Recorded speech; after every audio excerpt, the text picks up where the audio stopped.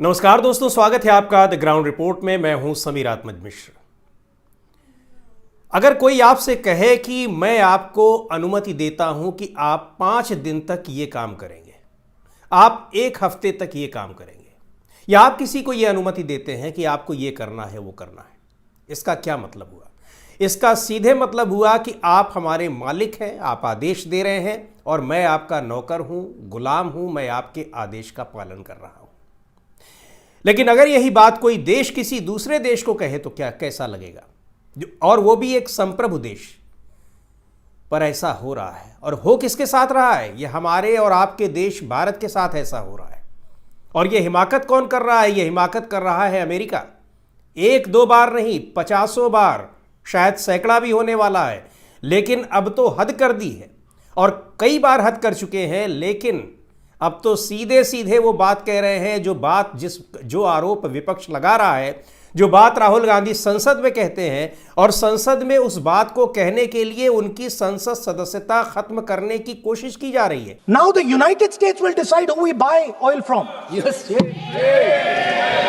The United States will come to us and say you cannot buy oil from so and so and so and so and so and so. Russia, Iran, whoever they want. They will decide. Our Prime Minister will not decide.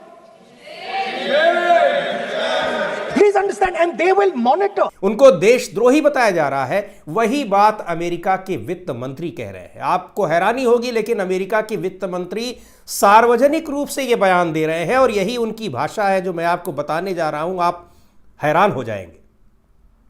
America के वित्त मंत्री हैं Scott Bessent.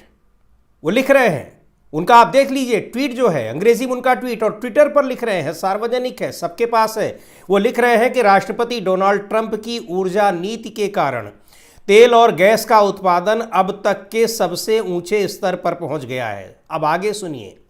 वैश्विक बाजार में तेल की आपूर्ति जारी रखने के लिए अमेरिकी ट्रेजरी विभाग, यानी वहां के वित्त मंत्रालय को कहते हैं ट्रेजरी विभाग, और वहां के ट्रेजरी सेक्रेटरी जो होते हैं वहां के वित्त मंत्री होते हैं।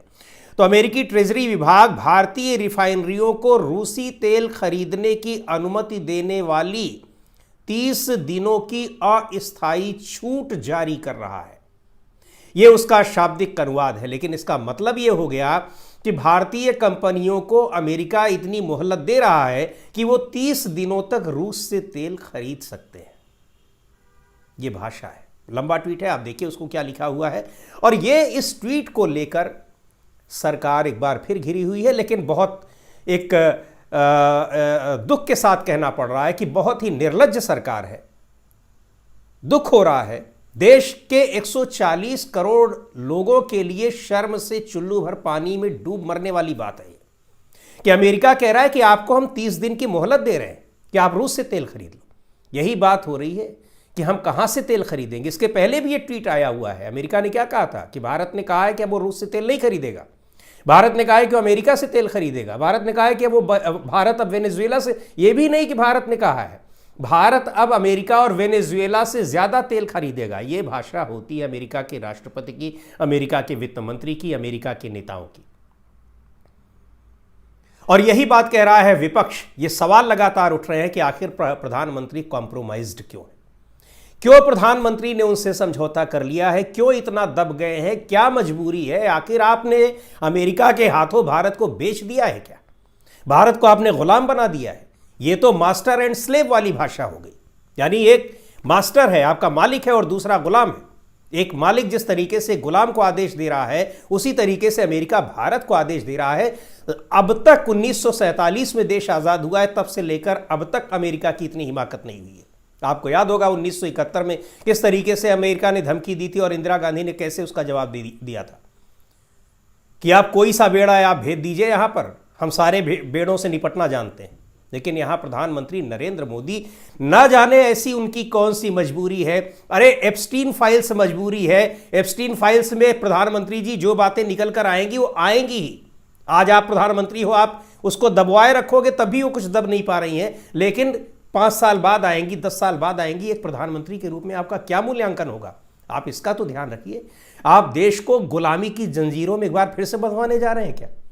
अमेरिका के राष्ट्रपति डोनाल्ड ट्रंप ये तय कर रहे हैं कि भारत किससे व्यापार करेगा, भारत किससे तेल खरीदेगा, भारत हमसे कितना सामान खरीदेगा, भारत हमसे कितना दूध खरीदेगा, भारत हमसे कितनी डील करेगा, भारत दूसरे देशों से क्या कुछ करेगा।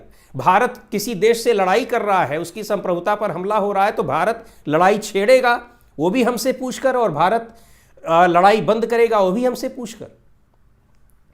और जब इन आरोपों में आप घिरे रहेंगे तो आपके कुछ गुलाम चाटुकार क्या करेंगे कि उसी को मास्टर स्ट्रोक बताने लगते हैं। मेरी भाषा आज आपको बड़ी तल्ख लग रही होगी, लेकिन ये बड़ी पीड़ा में इस तरह की भाषा निकल कर आ रही है कि आखिर प्रधानमंत्री नरेंद्र मोदी ने इस देश को लाकर कहां पहुंचा दिया है। 140 करोड़ लोगों के लिए शर्म की बात है। क्या प्रधानमंत्री नरेंद्र मोदी को इस पर शर्म नहीं आ रही है? हमारे देश के विदेश मंत्रालय को, हमारे देश के प्रधानमंत्री कार्यालय को इस पर शर्म नहीं आ रही है कि इसका किस तरीके से इसका जवाब दिया जाना चाहिए। ईरान के युद्ध में हम इतने मजबूर हो रहे हैं कि ईरान जैसे सदियों पुराने अपने दोस्त के साथ इसलिए हमदर्दी नहीं दिखा पा रहे हैं कि अमेरिका उस पर अटैक कर रहा है, इस्राइल उस पर अटैक कर रहा है। हमने अपने देश की विदेश नीति को, अर्थव्यवस्था को, अपने देश की सबसे बड़ी बात तो यह कि हमने अपने देश की संप्रभुता को कहां पहुंचा दिया है। आपको याद होगा कि ऑपरेशन सिंदूर को लेकर डोनाल्ड ट्रंप 75-76 बार, पता नहीं और भी बार कह दिए होंगे कि मेरे कहने पर भारत ने ऑपरेशन सिंदूर को रोक दिया। और क्यों रोक दिया यह भी उन्होंने बताया कि मैंने व्यापार का डर दिखाया कि आपके साथ हम व्यापार बंद कर देंगे। अरे अमेरिका के साथ व्यापार नहीं होगा तो भारत का पूरी दुनिया के साथ व्यापार नहीं होगा। और क्या भारत अमेरिका के साथ व्यापार पर भारत ही निर्भर है? अमेरिका की कोई निर्भरता नहीं। और यह भी कहा उन्होंने कि अच्छा, रूस से तेल खरीदने को लेकर, रूस हमारा पुराना मित्र देश है, आप रूस के साथ इस तरीके से आप अपना जो एक संबंध है उसको बिगाड़ते चले जा रहे हैं अमेरिका के कहने पर। अमेरिका पूरे देश, पूरी दुनिया में किस तरीके से दादागिरी कर रहा है। वो डोनाल्ड ट्रंप जो अपने देश में, वहां की लोकतांत्रिक व्यवस्था को आप देखिए, डोनाल्ड ट्रंप की नीतियों को वहां का सुप्रीम कोर्ट खारिज कर दे रहा है। वहां का विपक्ष हमलावर है। ईरान पर हमला उन्होंने किया है, किस तरीके से वहां पूर्व सैनिक जो है, वेटरन सैनिक, वो डोनाल्ड ट्रंप के खिलाफ हमला बोले हुए हैं। ईरान के समर्थन में वॉशिंगटन में प्रदर्शन हो रहे हैं। लेकिन भारत में ईरान के खमेनेई के निधन पर लोगों ने प्रदर्शन किया तो उनके खिलाफ FIR हो रही है। आखिर क्यों? अमेरिका को खुश करने के लिए।